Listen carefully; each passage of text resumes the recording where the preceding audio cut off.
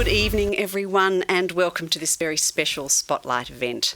My name is Sue Hunt, and it's my great privilege to be the Chief Executive Officer of the Royal Children's Hospital Foundation. Can I begin by acknowledging the traditional owners of the land on which we gather? For us tonight, it's the Wurundjeri people of the Kulin Nation, and pay my respects to elders past, present, and emerging. So a warm welcome to all of you, and thank you so much for joining us for tonight's Spotlight. We're really thankful that you're not only giving your time up for us to tune in tonight, but for your generous support of the hospital overall. So thank you so much for being part of this great community. Our Spotlight series is a series of curated events that provides exclusive insight into the work of the hospital. And it celebrates the impact of philanthropy at the RCH. It showcases your generosity and others' generosity and how we're helping to shape the future of children's health. So tonight you're going to get some insight into not only the work of the hospital, but how philanthropy underpins so much of the success here. And that includes our legacy givers, those of us who plan to give a gift in our will. And so I'd like to take our opportunity tonight to thank some of our newest people who've recently let us know that they're planning to leave a gift in their will. So thank you to Jeanette Tarazio, Jerry and Jeanette Backer, Dawn Pick and Norma Pick, Robert Baker, Nick Cartwright, Olga Georgopoulos, and anyone else who's on the call perhaps tonight who may have anonymously left us a gift in their will. Thank you so very much for your trust in the foundation and particularly in the hospital. And your support is of constant humbling and wonderful for us inspiration. So thank you so much. As you've left a gift in your will, you'll become members of the 1870 Society, which is our group that we try to get together for people who have decided to leave a legacy after their lifetimes. So particularly thank you. And I'm an 1870 Society member myself, and I know how incredibly meaningful it has been for me to leave a gift in my will for the hospital. So I'm sure it feels that way as well. If you are considering leaving a gift in your will, please, we'd love to know about that so we can thank you and we can get to know you now. So please reach out to our team, and there are details in our chat here on the calls that you can connect with us. I'd also like to welcome and thank a few members who are joining us tonight, a few other guests. Dr. Miriam Weiss, OAM, who's president of our RCH Auxiliaries and a Foundation board member. And Robin Anderson, OAM, who is a former president of the Auxiliaries, and I think there are other members of our Auxiliaries community with us tonight. Welcome all, you're most welcome. And Barry Novi, OAM, who is chairman of the RCH 1000, and Barry is a former chairman of the foundation as well and hospital board member in the past. And Barry, Miriam and Robin are such incredible supporters of the foundation and of the hospital and great lovers of the hospital. So you're all three very welcome. And there are, of course, significant members of our philanthropic community, all of you who are online with us this evening. The hospital couldn't be the best hospital that it is. It couldn't plan for all children to thrive without your generosity and without your commitment. So finally, it's my great pleasure to welcome our very special guest for this evening, Mike O'Brien, who is our Chief of Surgery at the Royal Children's Hospital. I'm going to, and then you can see, there's Mike first up. And you might be able to tell, I think, ladies and gentlemen, that he has joined us straight from surgery. So, Mike, thank you so very much for taking time out. Right. Let me introduce our wonderful head of surgery, Mike O'Brien. Mike was appointed to that role at the Royal Children's Hospital in 2013. You're going to realise very soon that he was born and raised in West Cork in Ireland, if you haven't met him before. Mike attended a medical school at the University College Cork, and he completed his adult general surgical training in Cork before undertaking PhD research. He moved to the UK to train in paediatric surgery, and he worked at Great Ormond Street Hospital, Hammersmith in London, the University Hospital of Wales in Cardiff, Bristol Children's Hospital and Birmingham Children's Hospital. Mike also spent a year in Melbourne at the Royal Children's Hospital before returning to the UK, where he worked as a consultant paediatric urologist in Birmingham. He came back to join us again in 2005 as a consultant paediatric urologist.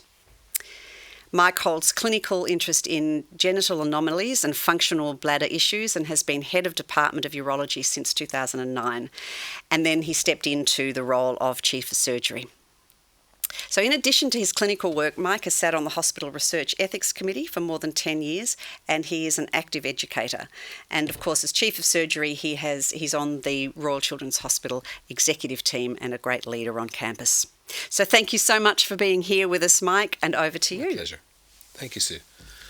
I apologise for the get-up, but in classic surgical fashion, I just literally ran out of the theatre, but that's good because we're doing the work we're meant to do.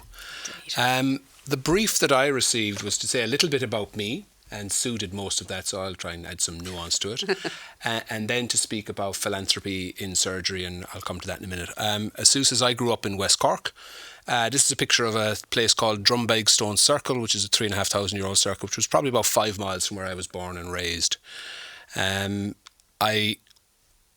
People wonder why I ended up in medicine, and I'm a complete MASH addict. I loved it, loved the show, still love the show, and will still watch reruns of it. And when you grow up in West Cork, you either become a priest or a doctor, and puberty shot the former, so medicine it was. And I think it's probably my love of MASH is also how I ended up. I also have one other role, which is I sit on the board of the Humour Foundation, and I'm the medical ambassador for the Clown Doctors, which is probably my spiritual home. How I really ended up in medicine, though, was that I was the third child of my mother, obviously. Kind of tautological, but I was my mother's third child, and she had 4 of us, and she was a single parent who grew up in a small town in the west of Ireland. She had rheumatic heart disease as a child and ended up with mitral valve problems. She had her first mitral valve operation in America. She had what was called a closed mitral valvotomy, where they literally opened up the chest, made a hole in the heart, no bypass, stick your finger in, guddle around a little bit to break down some adhesions in the valve, close you up really quickly and hope that you were okay. She ended up in a coma for a week after that, and she's the only person I know that didn't shoot John F. Kennedy from the grassy knoll because she was in a coma that week. When she woke up, her sister told her that they'd killed the President Kennedy, and my mother went, "Who cares?" Which, for an Irish person to say who cares about who killed John F. Kennedy is profound, because we all have pictures of JFK and the Pope in our houses. She subsequently went on to have further mitral valve surgery right in the middle of my final med exams, and she had a mitral valve replacement right in the middle of my final surgical exams. The woman's timing was impeccable. But I had a phenomenal exposure to healthcare throughout all of that, and it was to a public healthcare. It was to a service that people didn't pay for, and I think and believe that a society owes it to its populations to have a publicly funded and philanthropically funded healthcare, that we are judged by how well we treat those of us who can less look after themselves. So as Sue said, I went to medical school in University College Cork, which is where George Boole, the guy who did the Boolean math, the sort of noughts and or ones and zeros of that sit behind computers. After medical school, I did a PhD, but for that part of that time, I came to Australia for a year out of programme during my paediatric surgical training. This is one of those that's that famous Aboriginal historical fish ponds. I'm kind of a bit hooked on this stuff because my brother's an archaeologist, and he used to drag me around doing digs and stuff. So once famously found a 3,500-year-old hazelnut. It was a highlight of my archaeological career, hence I stayed in medicine. I came then back to Australia, and I became Sue says, a paediatric urologist, then head of urology, and then chief of surgery of a division that is phenomenally complex. It has over 14 specialties. It has over 170 specialists. 50% of those specialists only work 1 day a week at the Children's, and that presents a certain amount of unique problems in terms of trying to get people to engage in all the other stuff that makes a hospital tick, not just the operating, but the culture, the committees, the progress, all that kind of stuff. And we clearly have a phenomenal waiting list, which has only gotten spectacularly worse throughout the COVID pandemic. And we serve an area that is predominantly Victoria, but also we catch eastern South Australia and southern New South Wales. And we have things like the National Heart Transplant Programme, the National Intestinal Programme. So we are a national funded centre for a number of very, very, very niche programmes. So I was trying to think about what the theme of the talk should be. And most people may well be familiar with, one of the phrases from the Hippocratic Oath is primum non nocere, first do no harm. Other interesting side fact is that most people don't know why surgeons are called Mr. and doctors are called Doctor. The College of Surgeons wants to change that now, but historically it's because surgeons traditionally trained in ancient Greece and in ancient Rome through a barber pathway, which is why there's, excuse me, red and white poles outside a barber shop. It's to signify blood and bandages, and that's why we were called Mr., because we weren't dignified enough to be entitled to doctor. So clearly we were a bit on the roughish side, which is probably why a guy from West Cork is a surgeon. And most surgeons would have had a very firm view that, you can't make an omelette without breaking some eggs. There's a cost to surgery and you kind of have to get on with it. That said, surgery has moved on in the same way that eggs have moved on. This is a vegan egg. Who'd have thunk it, and why would you want to have it? But they exist. So, people improve and progress and try to keep reducing harm. And surgery certainly has now focused away, especially in paediatrics, from keeping people alive. We do that very well. We have a very high success rate with paediatric cancers. We have a very high longevity rate with extreme prem babies. We will do dialysis and take a 2-year-old baby, a 2 kilogram baby, 2 kilogram baby with no renal function. We can take them through to transplant now, which is unheard of even 5 years ago. So surgery has moved on, and now there's a much more greater focus on minimizing the harm that we cause as a consequence of the work that we do. So I broke it into sort of 3 areas. This one is not what you'd expect from a surgeon, because it's not really about the toys and the machines that go bing. Do love the machines that go bing in a very Monty Python way, but in surgery we are very proud that we were the vanguard and completely philanthropically foundation funded. We embarked on a process 7 years ago of developing an organisational compact to focus consciously, actively and positively on our organisational culture, and through a series of workshops which engaged half the staff in at least one full day workshop, which is a mammoth commitment from any public hospital. We landed on a set of commitments to each other about how we wanted to behave and how we wanted to be held to account for how we behaved. This would not have been possible without philanthropy, and this was at the front end of places like the College of Surgeons subsequently coming out with an Operate with Respect program. We led the way here, and I think ours is still the prototype of how one should do it. We did it with people rather than to people. Then when I think about the future of surgery, it's really, really, really nowadays all about seeing better. It's about being able to have much better imaging. We have a lot of really, really, really high-tech imaging now. These are MRI scans of a tumour. You wouldn't have to be a radiologist, and probably that would be a bad thing because they might think they're getting fired, but to spot that there's something wonky on the 2 pictures on the right, and they're different weighted images, and that's a tumour. And we've gotten really good at showing them. Sometimes, however, though, we have lesions like this one, which, if you look at the picture on the left, it's hard to see a difference between left and right. But when you look at the image on the right, you see a big red hotspot. That's an area of low metabolic activity. This is a scan from a PET scan. And the PET scan is probably one of the most beautiful machines we have in this institution. And it's completely philanthropically funded. It's a Siemens machine, and we are so good at it that we are the Siemens reference centre for the world for paediatric PET MRI, which is an incredibly, humbling thing. And what the PET does is it combines the anatomical hard pictures of the image from before with some functional pictures to tell you whether tissue is alive or dead, because that's very important when you're looking at either trying to identify a focus, in this case of epilepsy, or epileptic activity, or in the case of a tumour, to trying to figure out if the chemotherapy's killed everything and there's just a bit of scar tissue left behind, or whether that scar tissue is actually still viable tumour and you need to do something else. So seeing better is critical to us. Again, this is a sort of image of where you can see this is a patient with something called non-Hodgkin's lymphoma, and you can see all the metabolically active tissue. So that's all viable live disease that we now know, A, where it is, and B, that it's not dead, or that parts of it are dead and some of it isn't, but we know what's live and what's dead, and we know how our therapy is progressing. And PET MRI is, apart from great anatomical detail, it also has no radiation, so it's much better than the CTs or conventional X-rays. Again, a PET MRI, and we do quite small kids. We've done kids quite down to down to 2 kilos on the PET scanner. And that's the PET scanner in the top right-hand corner, which is, a big donut-y shaped looking machine.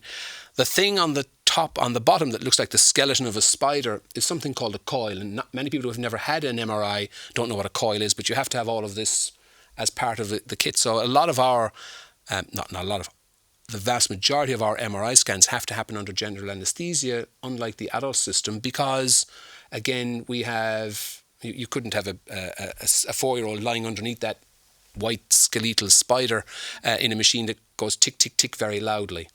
Because if they move, they destroy the images. And with general anaesthesia and good quality image, you can see foci of infection in bones here, the green spots in the legs, which you wouldn't otherwise see, which explains why this child had a Staph aureus bacteremia. And it allows us to identify the focus and the cause of the infection, and therefore to get on and treat it, both draining the bone but also with intravenous antibiotics.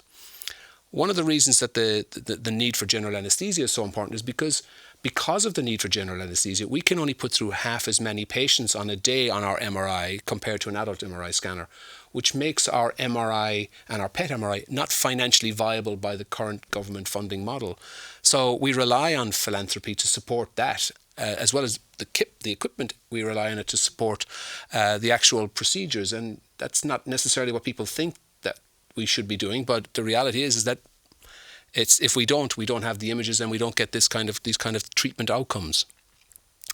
Probably some of the more exciting stuff that's philanthropy funded is, this is a picture of some research that's now translated into clinical practice that was started here at the Children's, work of Joseph in the neurosciences and neuroimaging department as part of the neurosurgery.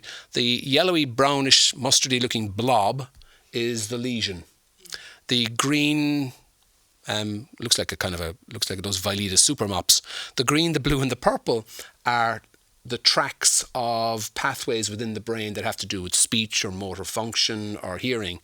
And the reason that this is so helpful to us is that it allows us to now not just think about getting the lump out, which is we can do quite well. It's about getting the lump out, but mapping a path to the lump that isn't going to cause damage to the ability to use your arm, the ability to speak, the ability to hear. It's about mapping the safest path to the lesion so you can remove the lesion with the least amount of harm and collateral damage, because we plan for you to survive, we plan for you to live, and we want you to live a long, full and healthy, happy life. Other ways that we've enhanced our ability to see is, the green is something called an idocyanine green. It's a compound that when you expose it to certain lights will fluoresce.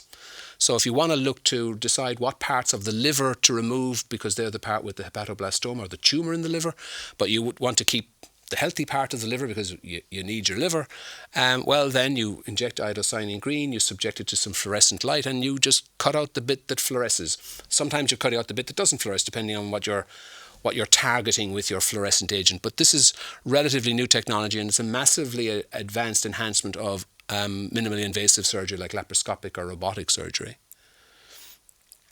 Again, in this case, you're trying to go for the bit that is green here, because the blue arrow, I can't image on the left, the blue arrow is showing some active live viable tumours, which we knew about from a PET MRI, and because we've tagged it with idocyanine green, we can remove it laparoscopically, again minimising collateral damage, and it's all about minimising harm, reducing harm. The future for this kind of surgery across all specialties, it's sort of specialty agnostic if you like, is the introduction of 3D laparoscopic surgery. So people know about keyhole surgery or laparoscopic surgery.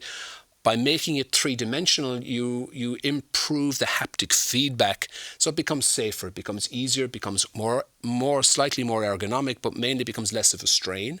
And that obviously means you reduce surgeon fatigue and you can operate for longer without having to convert. Again, it's all about reducing harm, not just to patients, but reducing fatigue reduces harm to patients, or to proceduralists, sorry. 3D surgery, I never thought you'd see it, but this is an example of a 3D scan of the procedures are wearing 3D glasses, and they're doing ophthalmic surgery. They're operating on the eye on a massive screen. That eyeball is about the size of a Sharon or a basketball compared to normal size. So the great thing about laparoscopic, robotic, minimally invasive surgery, is you generally get about a 10-fold plus magnification. So everything looks a lot bigger. That's great until you hit a blood vessel and you think the world is falling apart and you realise it's a tiddly little thing, but it looks very big when you hit it with a laparoscope.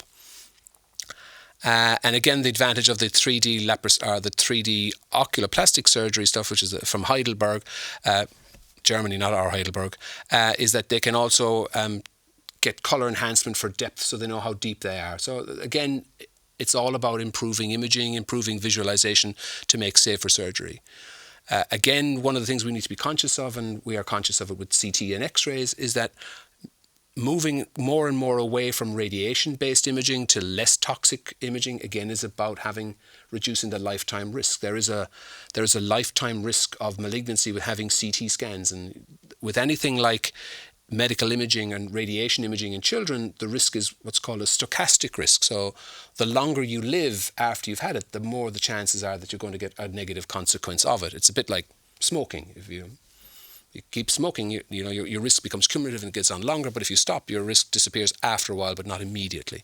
So this is very new technology in the field of ophthalmology, which uses light waves to penetrate the tissue and to be able to show you focal defects and depth of tissue. Instead of the ophthalmologist, you go to Specsavers to get your eye tested and they go, "Oh, do you want a photograph of your retina? And that'll be $500. Thanks very much."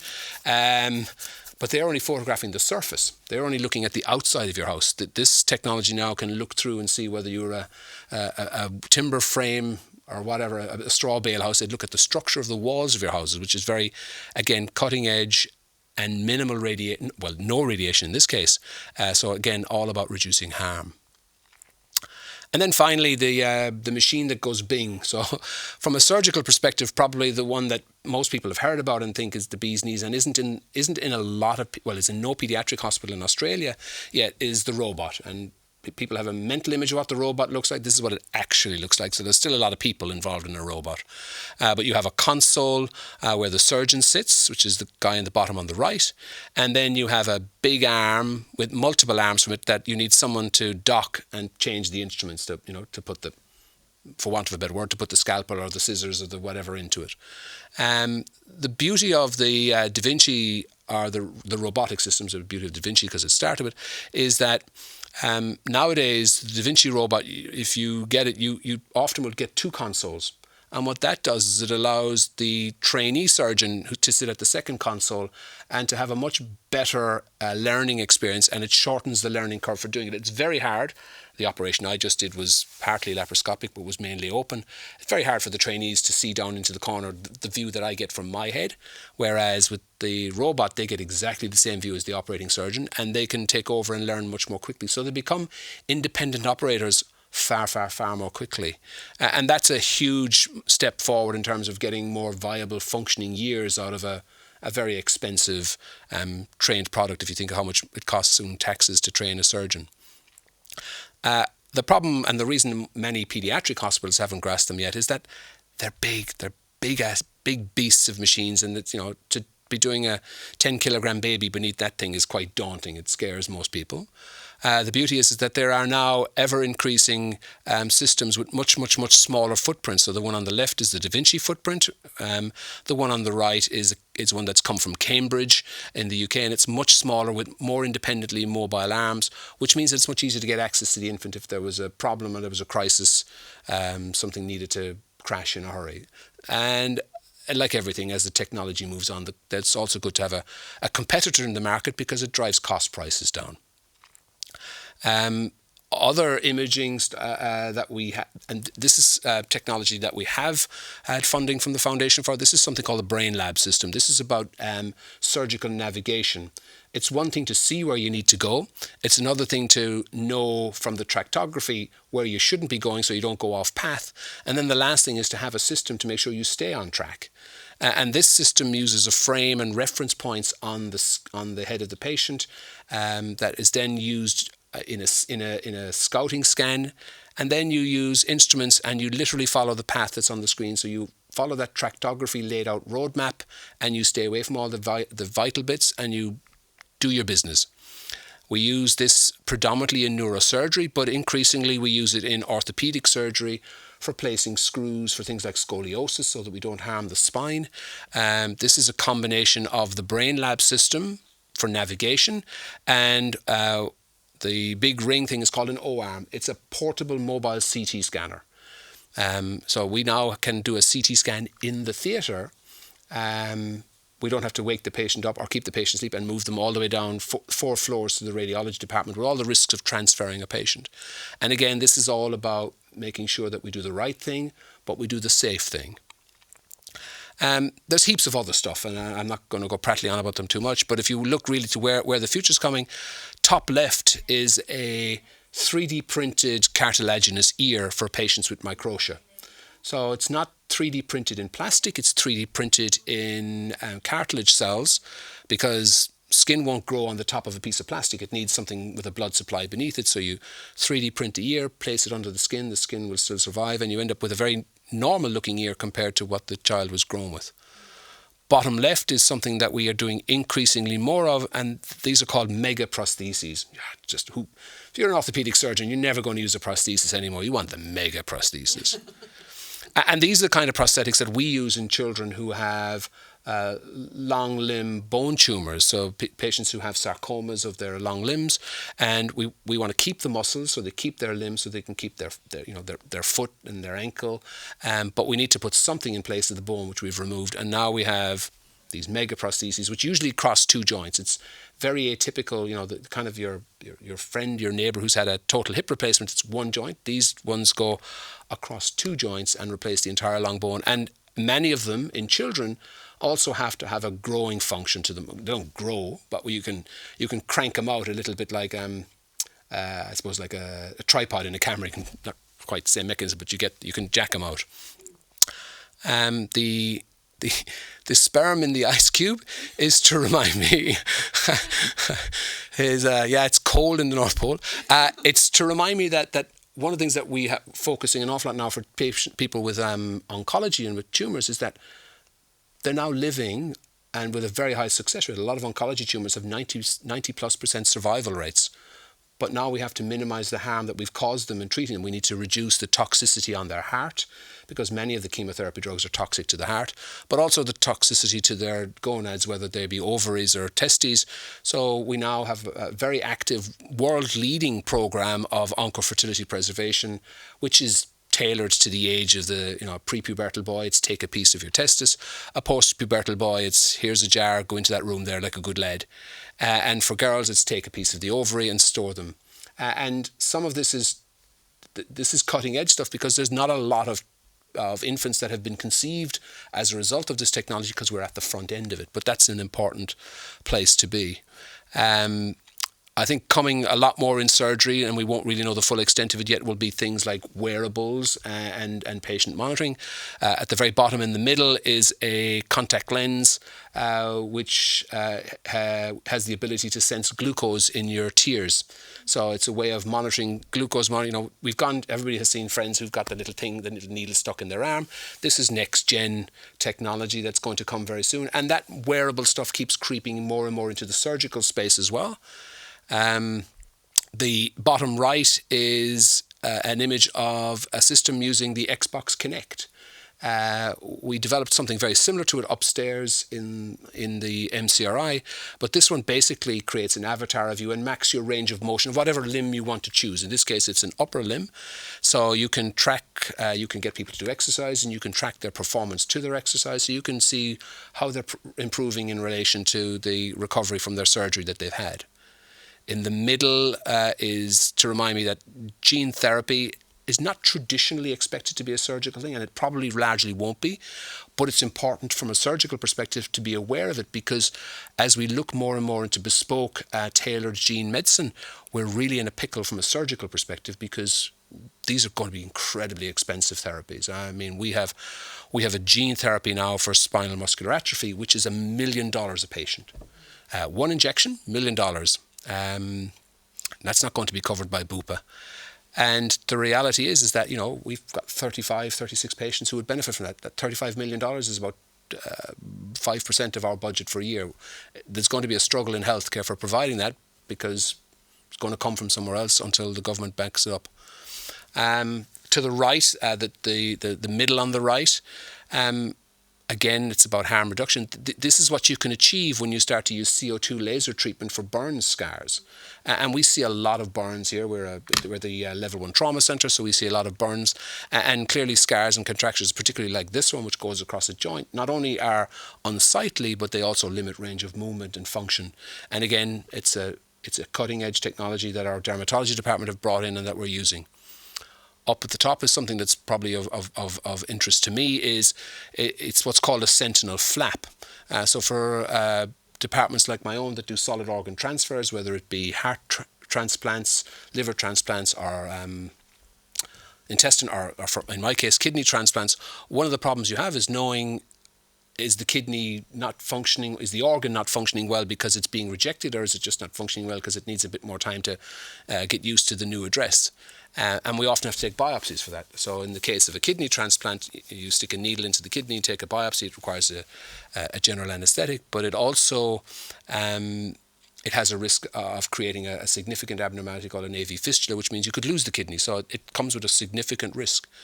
Whereas if you transplant some of the skin, a vascularized graft of skin from the donor, at the same time that you transplant the organ, then you've now got a piece of the donor skin in your forearm, which means you can take a piece of that instead to look for anti-rejection, which means you don't have to go compromising the liver or the kidney or the heart. You just do a little punch biopsy on that and away you go. It's like having an indicator dial on the outside. So there's heaps more coming. I unashamedly focused a little bit on the toys and the machines that go bing, because that tends to be where we need the most help philanthropically, because the government, good on them, they give us what they can, but unfortunately what they can give us can't keep pace with what we're asked to do, so we're always in a struggle.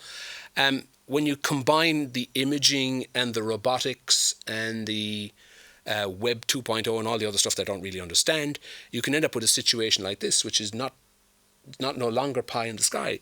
This is a surgeon in New York doing a robotic cholecystectomy on a patient in Strasbourg.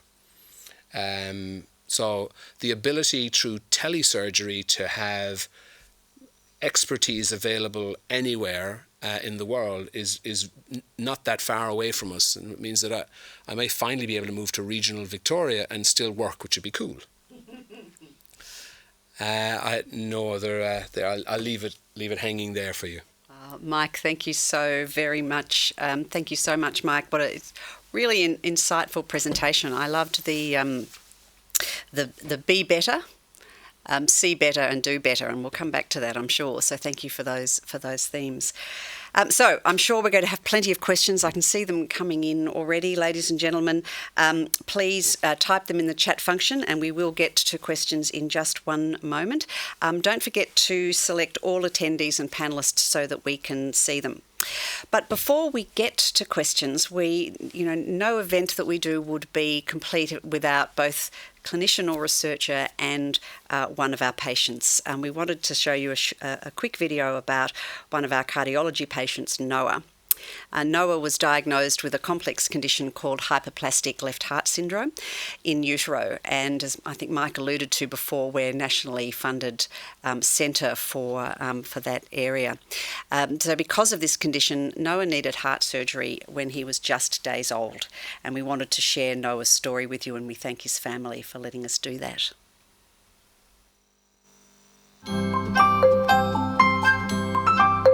Josh and I went to secondary school together. I was about 19, got a job at the local ice cream factory and worked on the same machine as Rhiannon, and she realised I wasn't a bad bloke.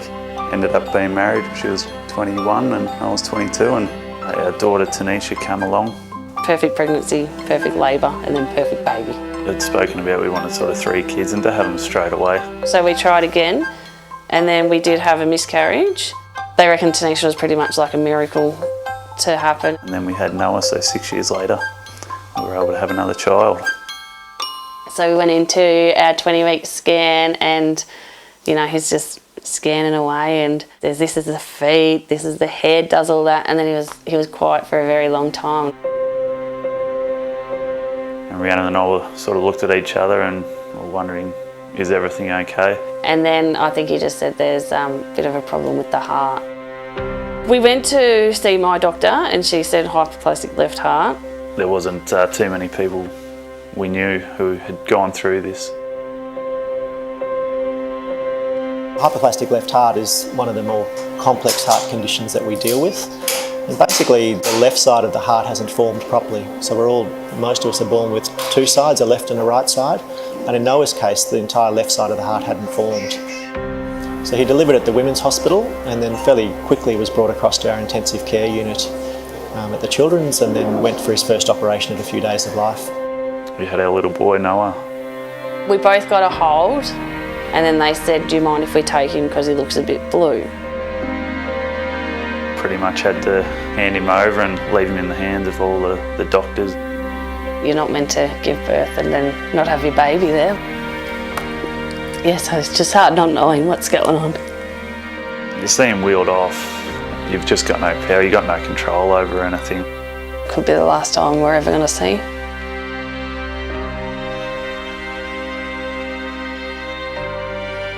I knew his chest was going to be open, but not to the extent which it was, with drains coming out and so swollen. As much as you want to be able to, you pick your little boy up and just cuddle him and give him a good kiss and a good squeeze. We weren't able to do that. So any moment we were, give a kiss, and that was pretty good moments.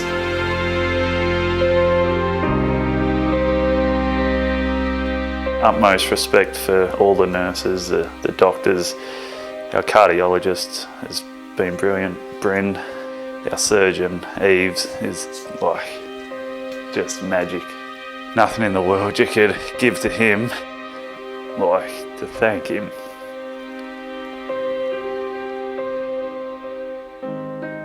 He'll be turning 4 in May. Everything's going pretty well.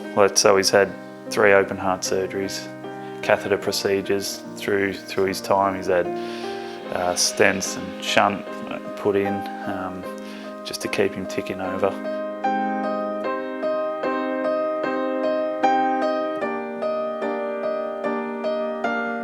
Had his most recent surgery a month ago and he's bounced back brilliant. You just wouldn't know he's got the scars under the t-shirt to show what he's been through, but incredibly resilient kid. You look for heroes and inspiration. Well, mine's my son.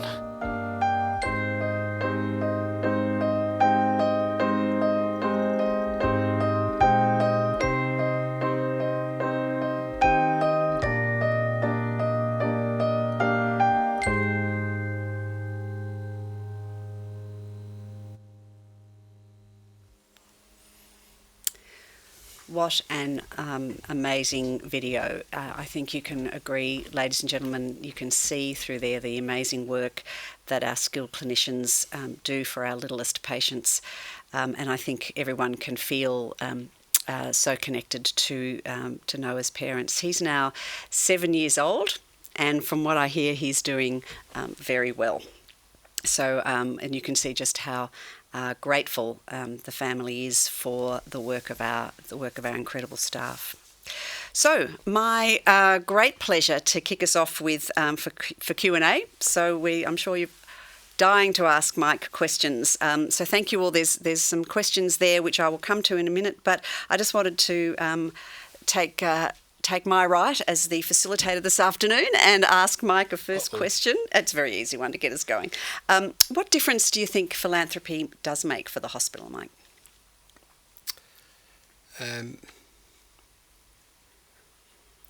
I think it in a couple of different ways it helps us out. I think helps us out's the wrong phrase even. I mean, it's the distinguishing feature between being a good hospital and being a great hospital. I mean, there are plenty really, really good hospitals all around the country and all around the world who do good work, and you'd never be concerned about your child being in there, and that's great and that's fine and it's as it should be.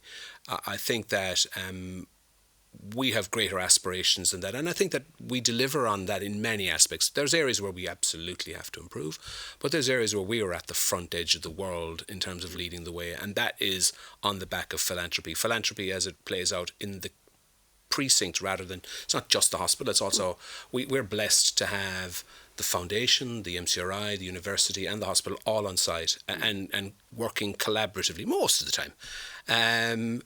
But we work really well together, and we were able to take that bench to bedside translational stuff really quickly. So the tractography stuff that I showed is a classic example of something that started out pure research and is now part of clinical practice on a weekly basis. The stuff with the use of the Xbox Connect, well, now that product hasn't necessarily come into the one that we're using now, but the principles, the genesis of it, that all comes through. I think that the philanthropy allows us to push the envelope and to be at the front end of what we can be. So if I think about Noah and his journey, many patients like Noah will have had the Berlin heart. If they've had to have a device to assist the pumping function of their heart. The Berlin heart we used to use was a 120 kilogram device which had a 1.2 metre and a 30-minute battery life. And which meant that patients would come here. And we've had patients who've been on a Berlin heart device at this hospital for over a year. Yeah. We've had up to 10 patients at any given time. And that's a problem, because when your blood's pumping through, not just you, but pumping through a plastic circuit into a device to keep it pumping, you have risks of clots and strokes. Along came technology called hardware, which we couldn't fund on the basis of the funding that we had, and philanthropy allowed us to use hardware devices which had a third of the stroke rate. Again, comes back to that theme of trying to reduce our harm. That not much good in well, it might be some, but it's not ideal to have somebody survive their heart operation and end up with cerebral palsy as a consequence of multiple strokes. So it's about trying to keep getting everybody to where Noah's at. Noah's a triumph. Some of the other stuff, we now have heater cooler units in the cardiac unit where we no longer have to use water as the fluid to be the chiller. And anybody who's ever heard of Legionnaire's disease and kind of gets worried about water anywhere, doesn't sound like stagnant water anywhere, doesn't sound like a good thing. There was a problem with microbacterial contamination of water-based heater cooler units around the world. We no longer have that problem because we have philanthropically, through the foundation, funded heater cooler units that use glycol. Antifreeze as the coolant. Have we had a problem? No. But we won't have a problem now. So sometimes it's about eliminating the problems you know about, and sometimes it's about avoiding the problems you don't. The other thing that the foundation allows us to do is to recruit and retain the very best talent. It's hard. It's hard when you're on the other side of the world to try and play in a league and competition with the Americans and predominantly the Americans. The Boston Children's, the CHOP, the Cincinnati, the Mayo, all those kinds of centres. American philanthropy, and no offence meant to anybody who's putting their hand in their wallet here, thank you very, very much, but, Carnegie and those guys, they just, oh my God, it's eye-watering, the sums of money that they have to throw around. That's why, Bill Gates was able to give so much, because he gained so much. But, we can't compete on that space, but we certainly have the intelligence here. We have the intellect, we have the brain power here that is on a par with anywhere else in the world. So we have to be more astute, but we also have to hang on to them, because if we don't, they'll go to where they can get their research funded. And it's not just about research, it's about taking that research then and putting it into patients. Yeah. So I think that the philanthropy as administered through the foundation, and I think there's great alignment between the organisation and the foundation in terms of there's good collaboration and cooperation and communication. So we're on the same page. Sometimes there's a little bit of like someone comes in and have a very specific task, and it might not be the thing that's front of mind to me, but hey, we'll take everything we get, and that means something meaningful to those donors. So it is meaningful to us. It just wasn't perhaps necessarily my number one priority, but everything is on the priority list. So I think it's how do you put it? It's not the cherry on top of the ice cream. It's so much more than that. Yeah. But it's what distinguishes us from any other children's hospital that isn't so fortunate, and we are blessed with what we get. Yeah, we are indeed. Thank you. I think we certainly in the foundation think about that every day, just how grateful we are to be able to to make that difference in children's lives through the hospital because of donors. and the community. And I take I frequently take tours. I'm more than happy to take anybody who wants a tour around and show them what philanthropy is. And it's great for me because it reminds, because sometimes you forget, but it reminds me of, oh my God, we have such really cool stuff. Yes. And it's not just because it's cool stuff, it's not just the toys, it's what the cool stuff can do. Just seeing how in the old hospital we used to have to, patients who were having brain tumours removed would have their brain surgery, and then they'd have to go from the theatre to the medical imaging department to have a brain scan to see if they'd removed all the tumour, and then go back again. So they used to wheel on the corridor. Many of you remember the old hospital, but that literally took you past the main lifts that people would use. It was just the most bizarre kind of scenario. Now we have, again, philanthropically funded, we have a 5-ton MRI magnet hanging off the ceiling in the neurosurgical theatre that just comes to the patient when they need the scan and goes away when they don't. And when it's not being used there, it can go into the room on the other side and do a cardiac MRI. And when it's not being used there, it can sit in the garage and just be a plain old regular MRI. I mean, it is that, that doesn't exist. I think it's in one other hospital in Australia. This is technology. We have technology, equipment and expertise that we would not have without foundation funding. Philanthropy funding. Yep, indeed. And as you said before as well, research also that helped. I'm going to ask a question from the folks online, and this changes it up a little bit. So from Jay, who is, I think, one of our 1870 Society members. Thanks, Jay. Lovely to hear from you.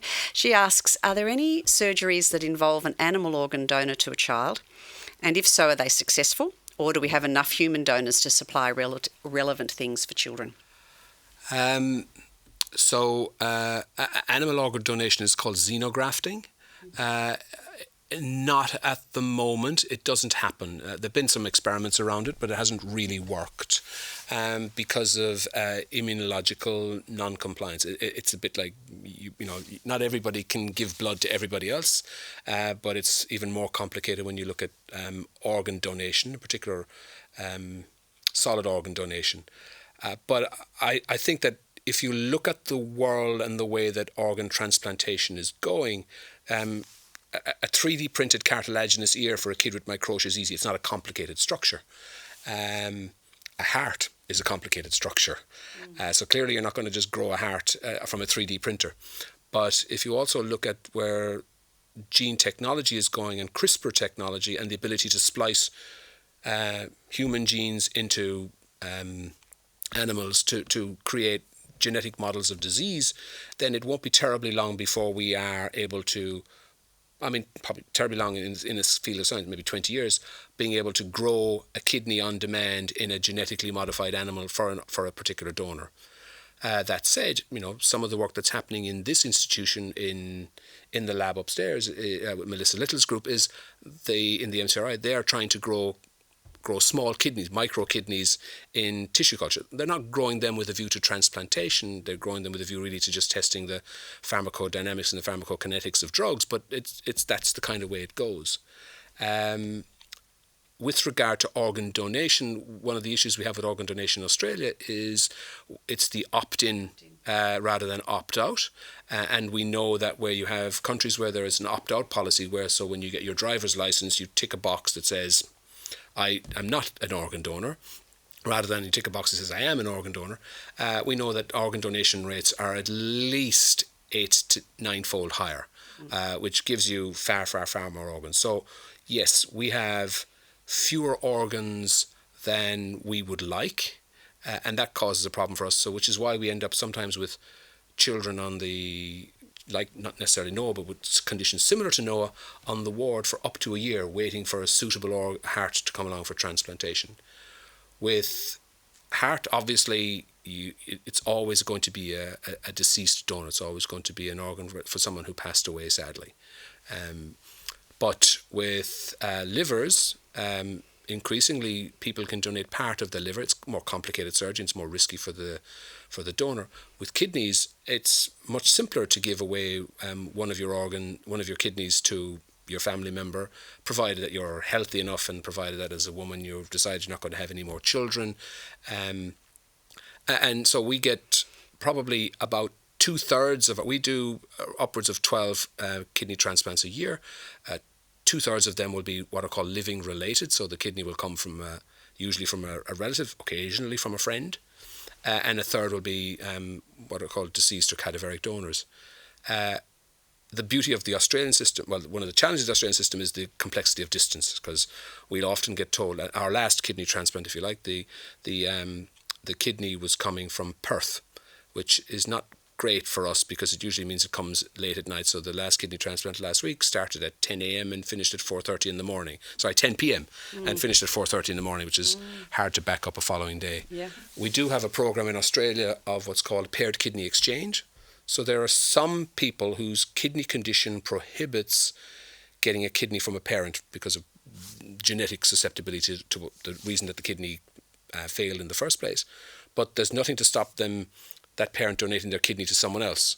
So we end up with these chains of where I give my kidney to Sue's kid, Sue gives her kidney to Simon's kid, and Simon gives his kidney to my kid. And sometimes it's an altruistic donor starts it all off. Someone just says, I'll give my kidney. They probably don't do it quite so nonchalantly, and if they did it, that they have to get very well worked up psychologically before, and just to make sure they're not completely bonkers, yes, and come looking for it back. But we've had up to 8 chains, and those chains will go all around Australia, which you can imagine now with time zones and transit. Because you have to start all the donations at the same time, because you don't want someone in the middle of the chain to back out, and you don't want if someone gets sick, the whole chain falls over. But there are ways around it, and there are devices now that will keep perfusing a solid organ while it's in transit, because the longer that an organ, a liver, or a kidney, or a heart is out of a patient, the more ischemic, the more harm it suffers from not being having blood flowing through it. But now there are systems which will actually artificially pump fluid through it to keep it going. And the last heart transplant we did, maybe the second, one of the last 2 heart transplants we did, we used that X-Core device, again, which is philanthropically funded research. We use that to transplant the heart from the donor hospital to our hospital. So transplantation is one of those ones where I think there'll be a lot of movement in that space in the next couple of decades. I don't think we'll be growing them in a lab. There have been lots of work on trying to grow organs. Bladders have probably been the most successful. They abandoned them because they didn't think the market was big enough. But obviously you need something relatively simple. The more complicated the organ, the harder it's going to be to grow. So I think we'll be a long time before we're there. But genetically modifying animals to then grow your own organs appropriate, that works great for people who you can see are on a path to kidney transplantation. It's not so great for the kid who comes in with viral myocarditis and needs a transplant in a week's time. Yeah, great, thank you. Mike, have you got a few minutes for us to go a little after 6 o'clock? Yeah, if that's sorry. Okay? Well, I kind of have to because I talk a lot. It's an Irish gift. I got it from my mother because she could talk on the inhale as well. Yeah, so, exactly right. Yeah. So, because I'd like to ask 2 more. No. I'd just like to ask 2 more questions if you've got the time. One from Catherine online, who's how has training for paediatric surgeons changed since you entered the field? It wasn't that long ago. No, but it must have changed. It must have changed a little in that time.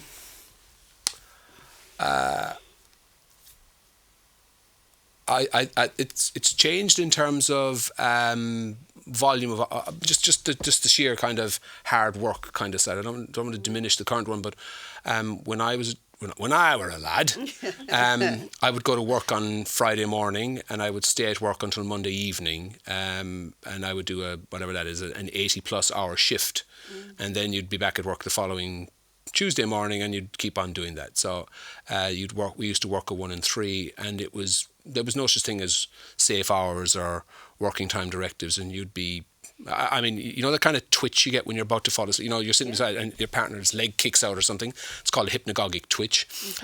And I certainly remember as a trainee holding retractors for some surgeons are very, very slow.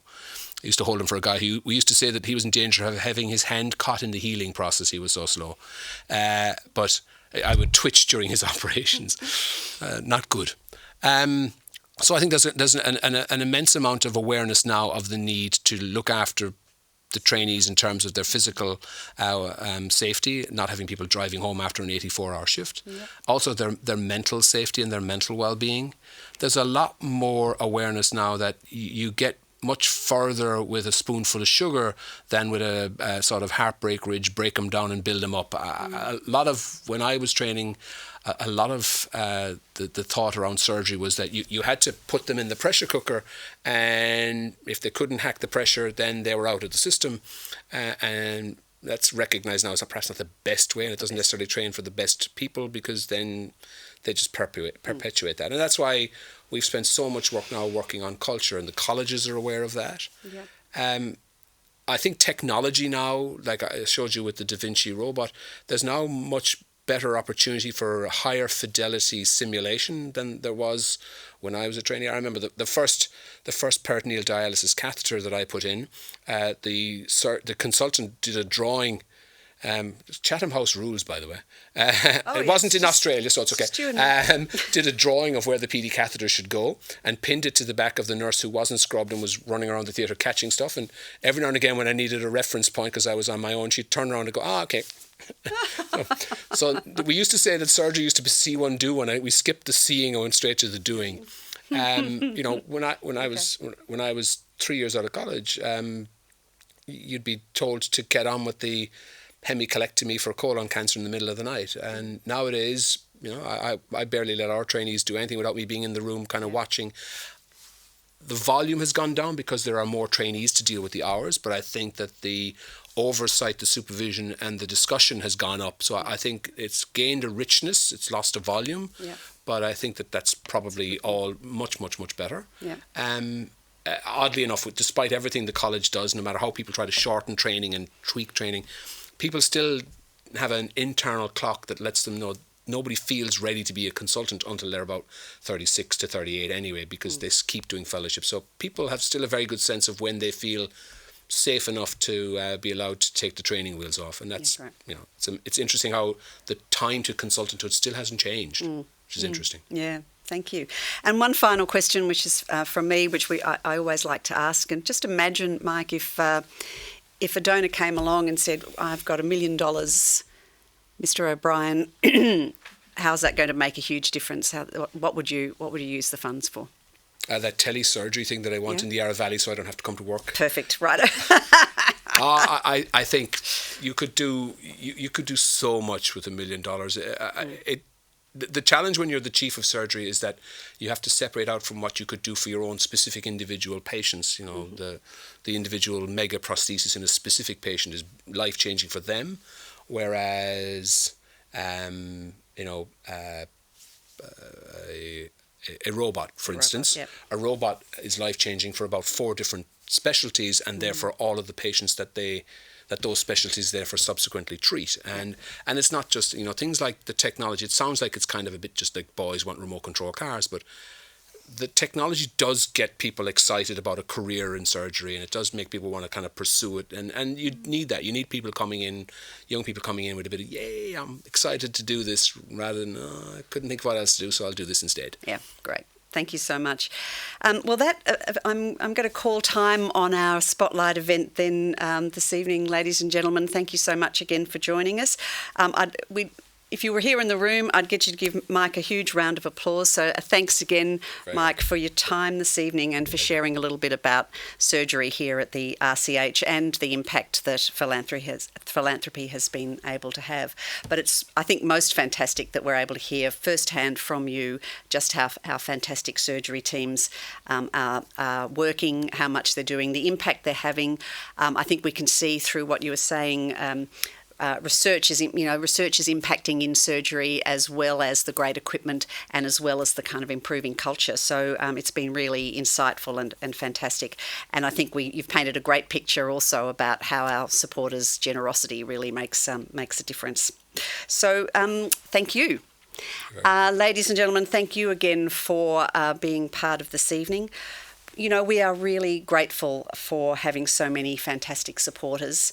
And these events have given us the opportunity to speak to so many different parts of our supporter group in one go. So I'd like to thank particularly tonight our 1870 Society members who are our legacy donors that we talked about before, our community supporters from our RCH champions, our major donors and philanthropic partners, our trusts and foundations funders, our bed sponsorship donors, our corporate supporters and our workplace givers, as there are many of those.